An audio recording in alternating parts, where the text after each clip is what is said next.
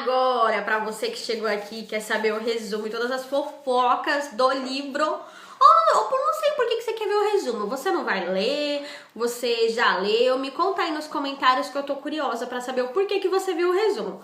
Bom, no primeiro e segundo capítulo tem aí uma trama de todas aquelas pessoas em volta deles, ao redor, chateada porque eles se casaram escondido, não chamaram ninguém. Então eles estão tentando falar, tipo, meu, a vida é nossa, a gente casou escondido e é isso, meio que... E você entendeu, né? Aí, e também a Corinne, aquela ex maluca, psicótica, gamadona no Gideon, ela vai lançar um livro, gente, um fucking livro contando a vida dela e especialmente pra trazer fama pra ela, o romance que ela teve com o Gideon. Então tá toda a mídia desesperada. Então a Eva e o Gideon ali estão pensando o que fazer pra abafar os bafões e fotos que pode conter nesse livro. Nos capítulos seguintes, 3 e 4, não acontece muita coisa. Tipo, o Carrie, o melhor amigo da Eva, ele está sendo perseguido por uma outra ex do Gideon, uma maluca. Quem lembra da Anne? Anne, ela é a esposa do Dr. Lucas, que foi quem atestou que o Gideon, quando era criança, não foi estuprado. E aí o Gideon foi e transou com ela pra se vingar dele. Tipo, ele se arrepende dessa coisa bem feia que ele fez descontando nela, deixou ela perturbada psicologicamente, sendo que ela é psicóloga, não é irônico? Enfim. Aí ela tá perseguindo ele ainda, só que pra isso ela tá atrás do Carrie, usando uma peruca. Tipo, tá querendo atingir os amigos da Eva, pra Eva ficar chateada, pro Gideon ficar chateado. Olha só como é que essa mulher é pica. Aí ela tá usando uma peruca, então tá rondando esse mistério, o que eles vão fazer. E aí a Eva coloca um guarda-costas na cola do Carrie, o melhor amigo dela, pra maluca da Anne não pegar ele, ou não fazer nada de ruim com ele, enfim. E agora eles também viajam, todo mundo. Viaja o Gideon, Carrie e Eva pra casa da Mônica, que é a mãe da Eva. Vão lá passar um fim de semana lá, comemorar o casamento que foi às escondidas, mas eles vão meio que comemorar em família agora, pra receber o Gideon na família.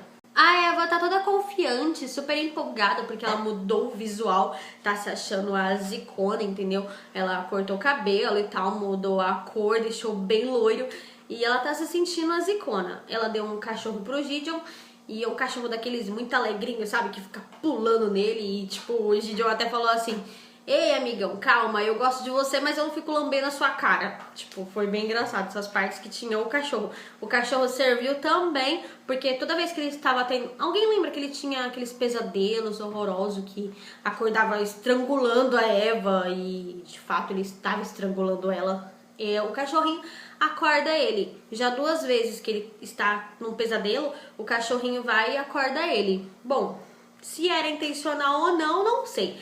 Mas ele mesmo disse, está funcionando. Algo que a escritora fez a primeira merda aí na história foi que o Gideon, lá no capítulo 6, ele foi no psicólogo, Dr. Peterson, não sei. Foi no psicólogo, uma consulta rotineira. E aí ele perguntou assim pro doutor: o senhor não ficou chocado quando eu contei sobre o abuso, né? Aí o doutor falou: não, eu já esperava que você fosse esse tipo de paciente que tivesse sofrido algum abuso. Daí o Gideon: por quê? Ah, porque anteriormente a Eva tinha chegado pra mim em tal época e perguntado se era possível 2 pessoas que sofreram abuso darem certo junto num relacionamento. Aí o Gideon falou assim: nossa, mas nessa época eu não tinha contado pra Eva ainda sobre o abuso. Então, como que ela sabia? Só que a escritora lançou isso aí e abandonou. Ela nunca mais falou disso. Tipo, eu esperava, né? Sei lá, vai que a Eva é uma golpista e tá espreitando ele há anos, ou então é alguém do passado dele, ou parente do que abusou ele, enfim. Mas a escritora, ela lançou essa dúvida aí, essa interrogação, e não abrangeu depois. Então não entendi pra que colocar essa pulga ali.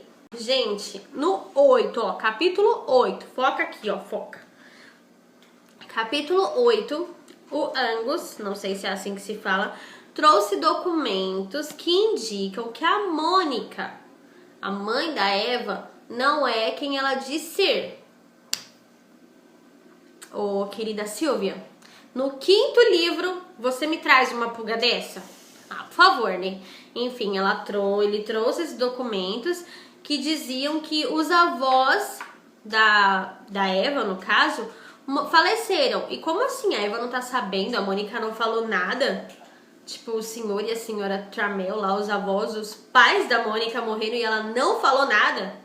Não faz sentido. Aí o Gideon mandou pesquisar, mandou ir a fundo. E esse mistério só é contado no último capítulo. Capítulo 16. Contado assim bem brevemente pelo segurança do marido da Eva. Ah, achei desnecessário. Mas enfim, eu vou chegar lá, calma aí. Capítulo 10 e 11.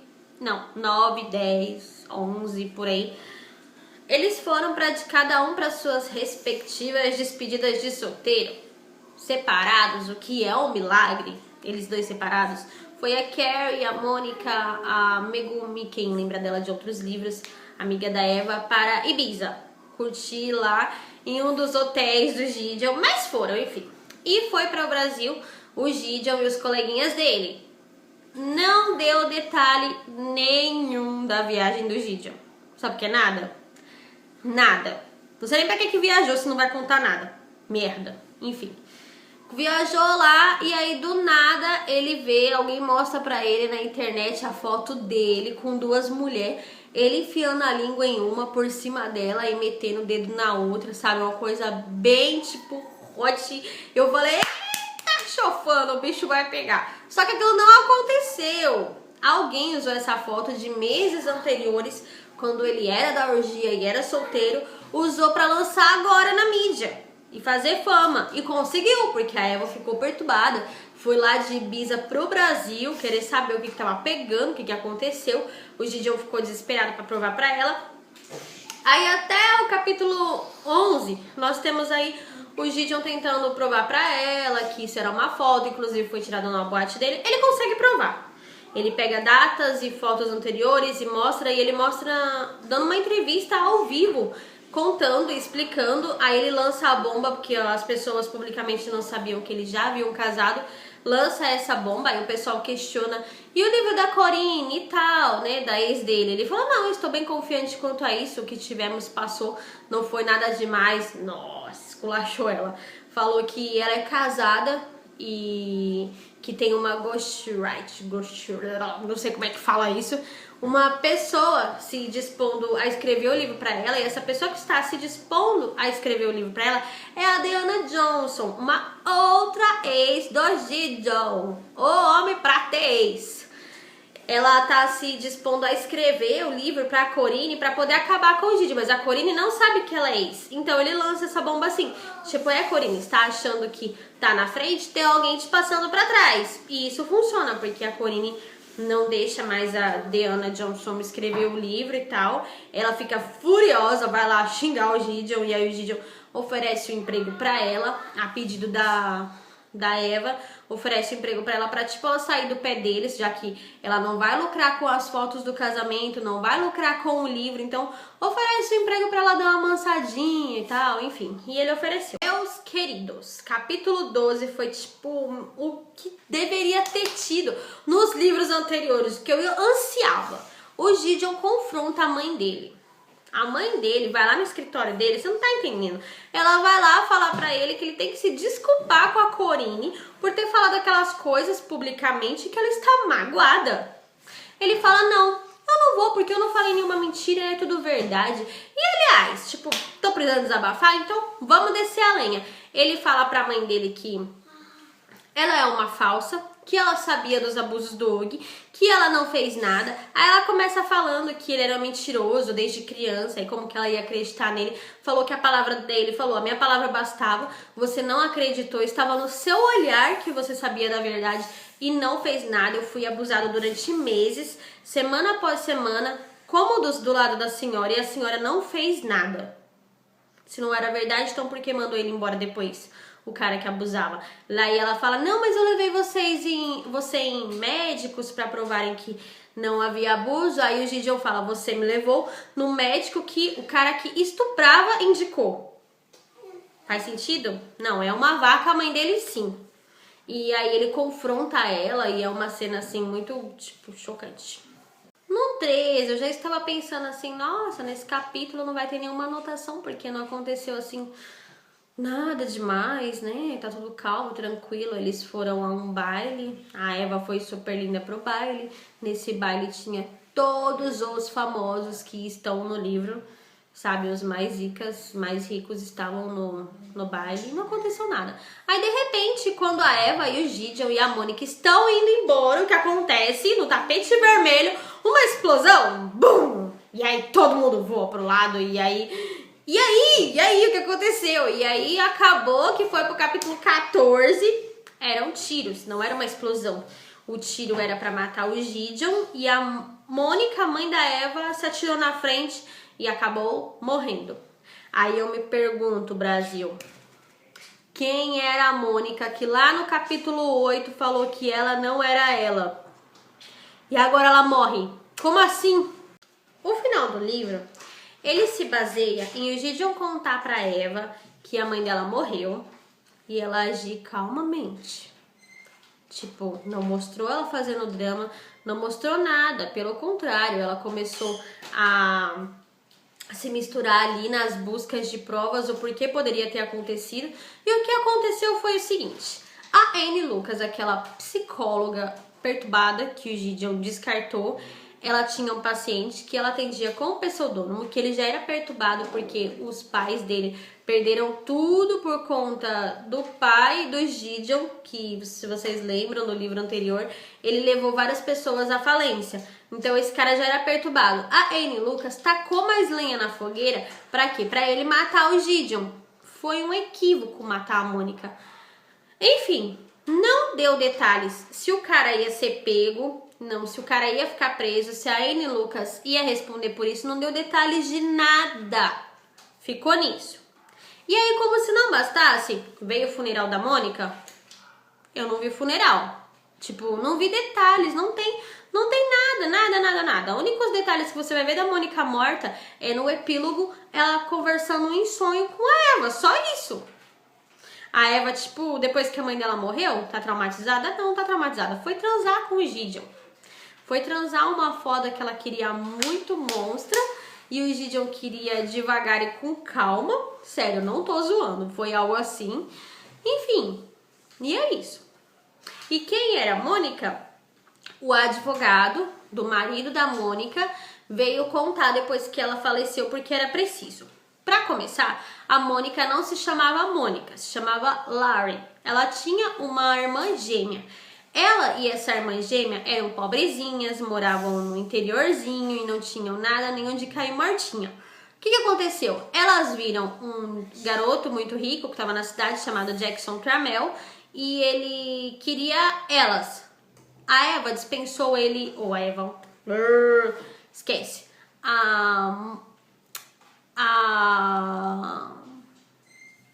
buguei.